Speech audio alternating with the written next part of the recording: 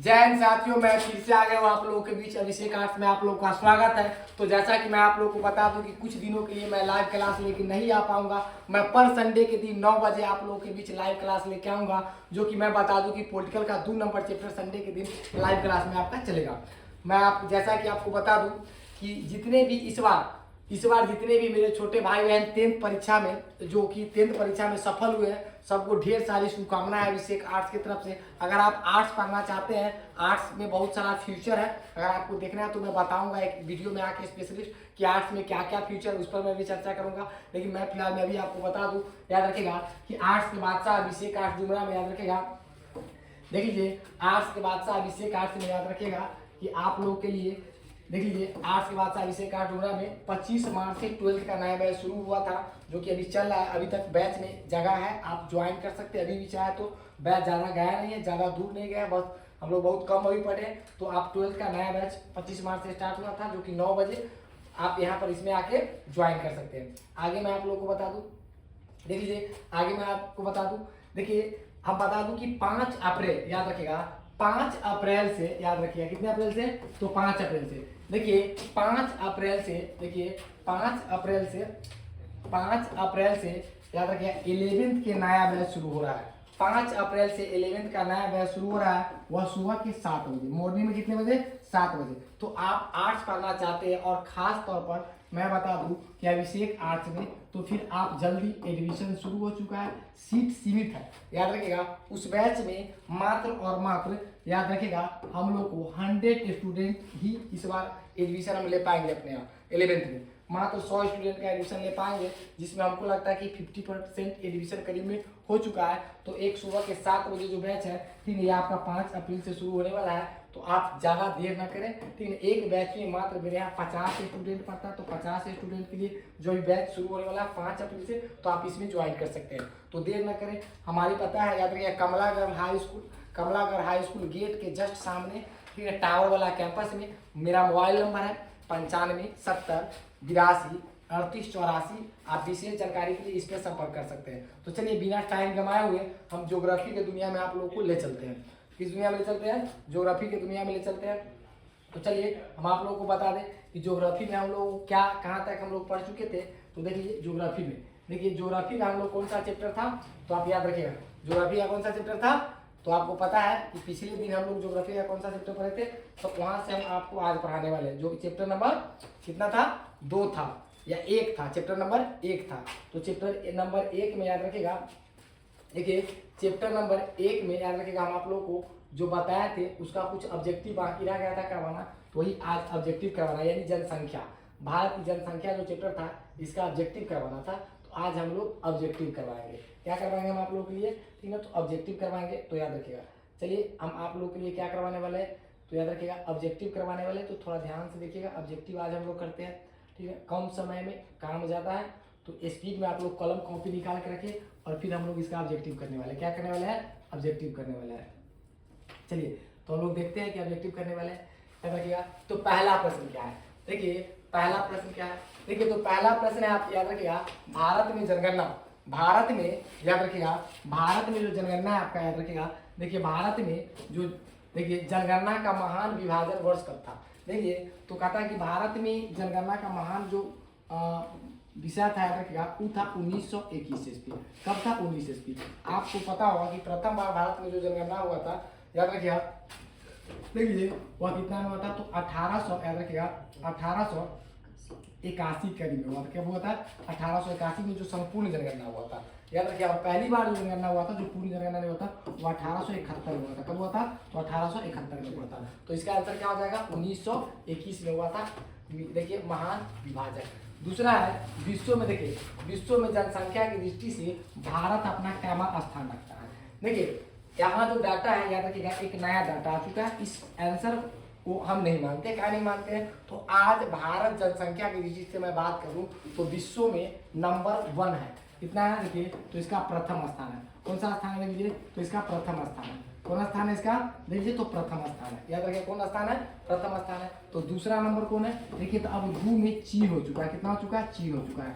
हम एक डाटा 2025 के डाटा के अनुसार अगर बात कर ले तो याद रखिएगा, देखिए पर किलोमीटर भारत में देखिए पर किलोमीटर देखिए 1 किलोमीटर में लगभग हम बात कर ले देखिए तो कितना है, देखिए 492 व्यक्ति निवास करता है। कितना व्यक्ति निवास करता है? तो 492 व्यक्ति निवास करता है। यानी टोटल अगर हम लोग बात कर ले तो भारत की जनसंख्या लगभग 144 करोड़ के आसपास हो चुका है। कितना हो चुका है? 144 करोड़ के आसपास हो चुका है। तो आप कॉपी कलम निकालिए, इसको लिख लीजिए। देखिए हम आपको बहुत कुछ एक्स्ट्रा बताते चले जाएंगे जो कि आपको सीखने की आवश्यकता है। चलिए मैं बता दूं कि किस राज्य का जनसंख्या घनत्व सबसे कम है।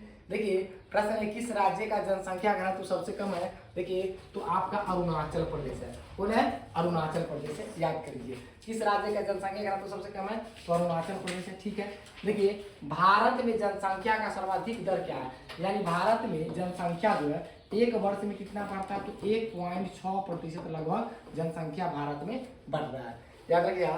तो हम लोग याद रखिएगा चीन को कब पीछे छोड़ चुके हैं, तो हमारे यहाँ जो एक लॉकडाउन लगा था उसके बाद हम लोग चीन को पीछे छोड़ते आ गए हैं जनसंख्या की दृष्टि से।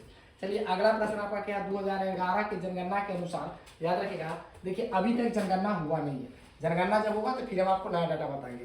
देखिए तो लास्ट बार जो जनगणना हुआ अपने 2011 में हुआ और उसके अनुसार भारत का जो साक्षरता दर है, याद रखिएगा साक्षरता दर देख लीजिए क्या देखिए, तो साक्षरता दर जो याद रखिएगा साक्षरता दर वह कितना है देख लीजिए, तो 74.04%, यानी हम इसको 74% कह सकते हैं। कितना परसेंट कह सकते हैं, तो 74% कह सकते हैं। चलिए अगला प्रश्न आपका 6 नंबर देखिए, केंद्र शासित प्रदेशों में किसकी साक्षरता दर उच्चतम है, यानी किसकी साक्षरता दर उच्चतम है, तो लक्षद्वीप है। कौन है? लक्षद्वीप है। केंद्र शासित प्रदेशों की मैं बात करी था, सीधे राज्य की मैं बात नहीं कर रहा हूँ। केंद्र शासित प्रदेश में अगर बात करूँ तो सर्वाधिक जनसंख्या शिक्षा दर देखिए साक्षरता दर किसका है, तो लक्षद्वीप का है।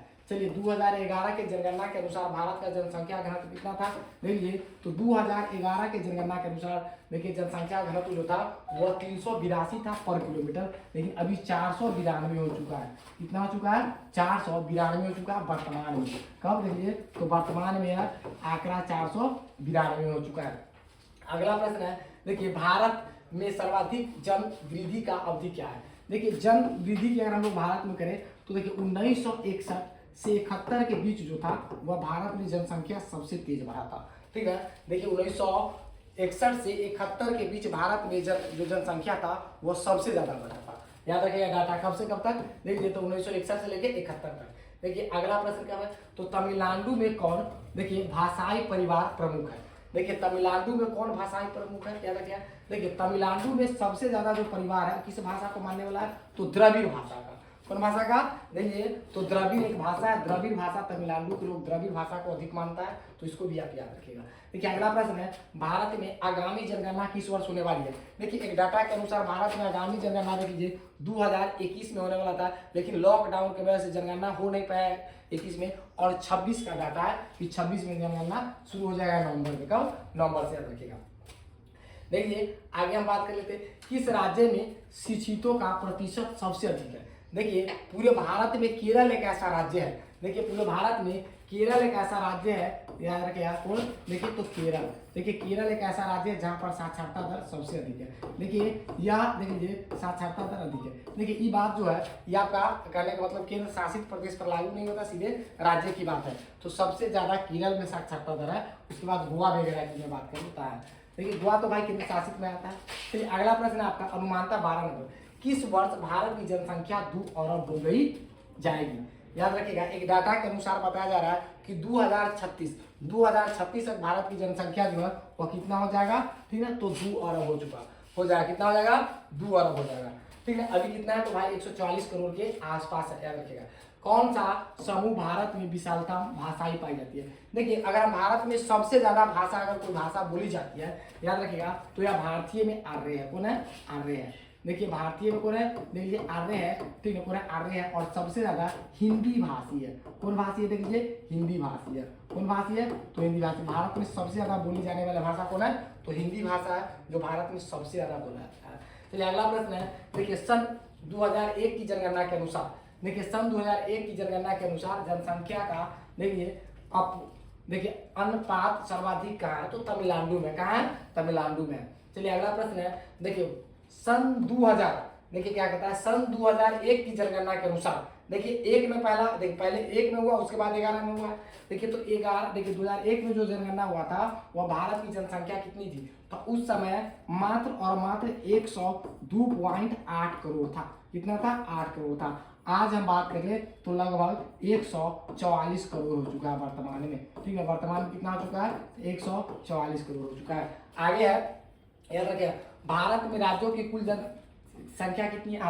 पॉइंट बनता है। देखिए भारत में जो वर्तमान में राज्य है वह कितना है? 28 है। तो आप याद रखिएगा, यह प्रश्न आपका इंपोर्टेंट बनता है, तो आप इसको याद करके जाइएगा। यानी भारत में कुल राज्य कितना है? 28 है। 2011 की जनगणना के अनुसार किस राज्य का जनसंख्या घनत्व सबसे अधिक था? देखिए अगर 2011 में जो जनगणना हुआ था, तो 2011 के जनगणना के अनुसार हम लोग बात करें तो सर्वाधिक जनसंख्या घनत्व वाला राज्य कौन है भाई? देखिए तो सर्वाधिक जनसंख्या घनत्व वाला राज्य, ठीक है, कौन है? बिहार है। कौन है? बिहार है। कौन है? बिहार है। देखिए जनसंख्या की दृष्टि से बिहार जो है वह सबसे अव्वल स्थान रखता है। सर्वाधिक जनसंख्या वाला राज्य बिहार है। और सर्वाधिक क्षेत्रफल की दृष्टि से अगर बात कर ले तो कौन है? राजस्थान है। कौन है? राजस्थान है क्षेत्रफल की दृष्टि से। चलिए आगे हम लोग बढ़ते हैं। चलिए तो मैं आपको बता दूं कि देखिए आज हम टोटल 17 प्रश्न किए। कितना किए हैं? 17 प्रश्न किए हैं, जो कि इसमें कुछ प्रश्न और बच जाता है, जिसके लिए हम आप लोगों के बीच फिर से कल आएंगे। याद रखेगा, कल हम आप लोगों को पूरा करवा देंगे। तो आप लोगों को जो पढ़ाया गया, ठीक है, इतना देख लीजिए, अपने कॉपी में नोट कर लीजिए। अगर आप वीडियो से सहमत है तो लाइक कर दीजिए, कमेंट कर दीजिए और शेयर तो निश्चित रूप से कर ही दीजिए। मिलते हैं अगला। जय हिंद।